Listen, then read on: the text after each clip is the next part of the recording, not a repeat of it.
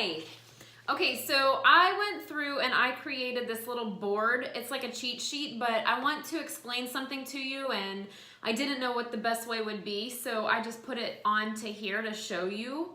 As we spoke about macronutrients in the past, we had said that for the average female, based on government guidelines, we should be eating about 100 grams of protein per day.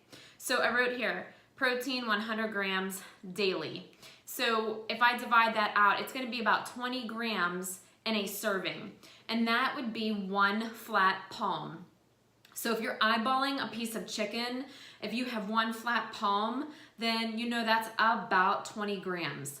Now for the men on here, this is going to be something that in a serving size, if it's about the size of your palm, that's what you need. Everything that you need will come from the size of your hand, all right? So with that being said, moving on to the carbohydrates. Now, if we're looking at, again, that government guideline, they suggest about 150 grams daily.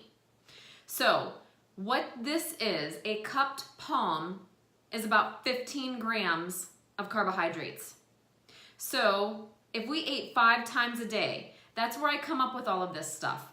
Breakfast, morning snack, lunch, afternoon snack, and then dinner.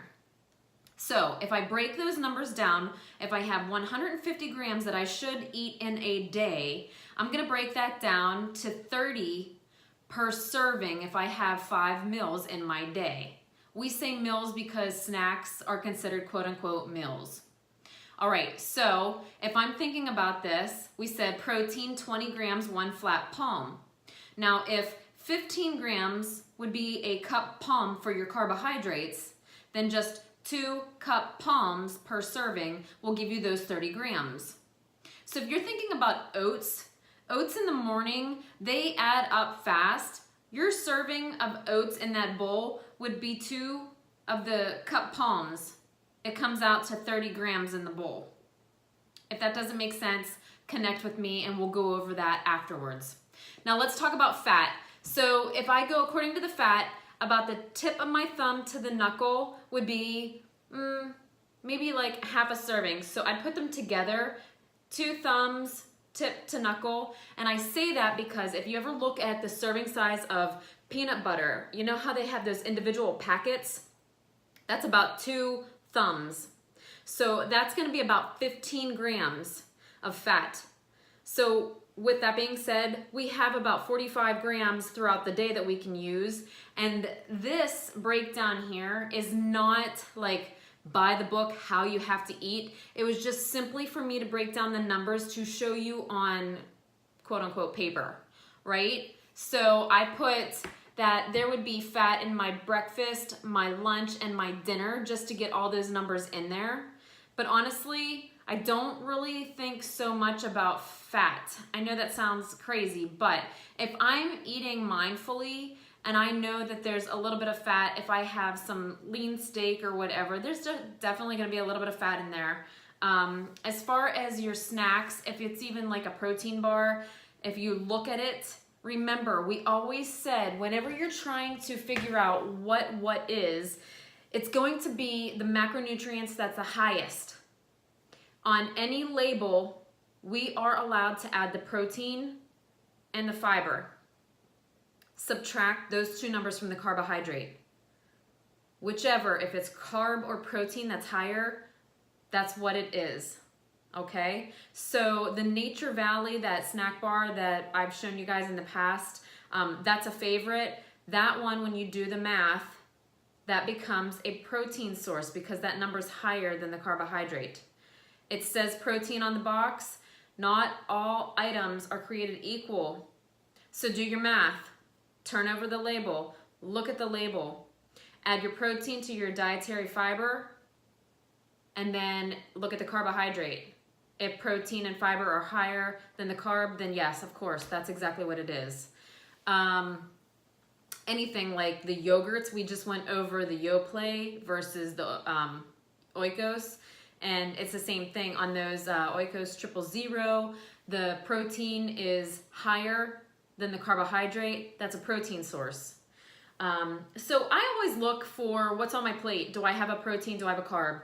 At the end of the day, if I feel good, if I have plenty of energy, I'm gonna taper those down. I might even nix that carb from my dinner plate. I might even just get rid of that sweet potato that I would normally have on there and just do like a double veggie.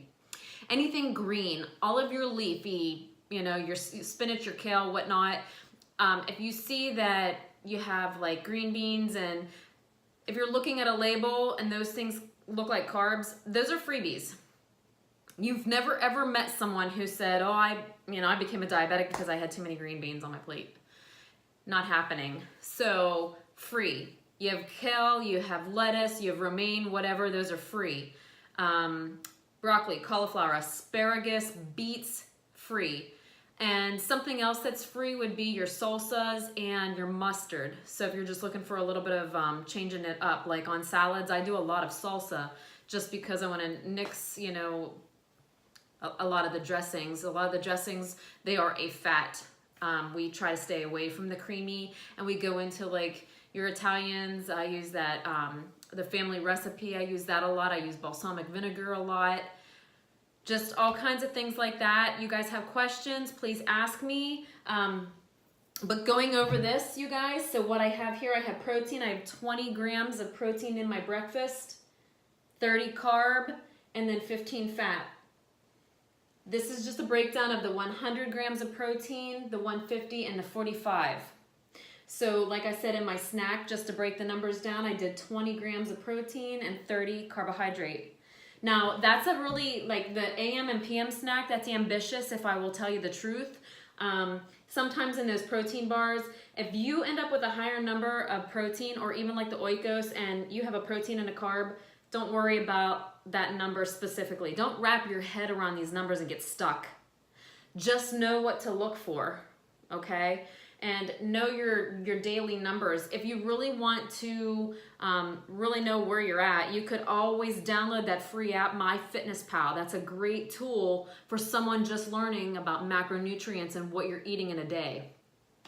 I personally think it's way better if you write down pen and paper rather than just mindlessly popping it into your telephone, just simply because I don't think that whenever you're flipping through, you can actually get the real feel of how much you're eating in a day. But if you have it on paper and you're looking at all of it all in one place, if you're being mindful when you're writing it down, it makes a difference, okay?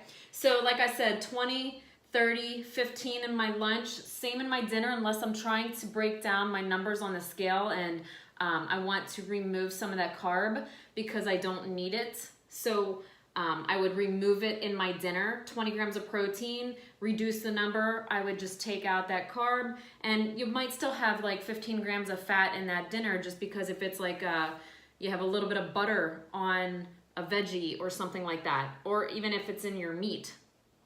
Just things to look at, just things to think about. I'm not trying to overwhelm you. I'm just trying to show you how I break down the day. And that's really all there is to it, you guys. So if you guys want to talk further about this, just shoot me a message and we can set up a phone call and talk about it a little bit more. I hope that wasn't confusing, and have a great day. Talk to you soon. Later.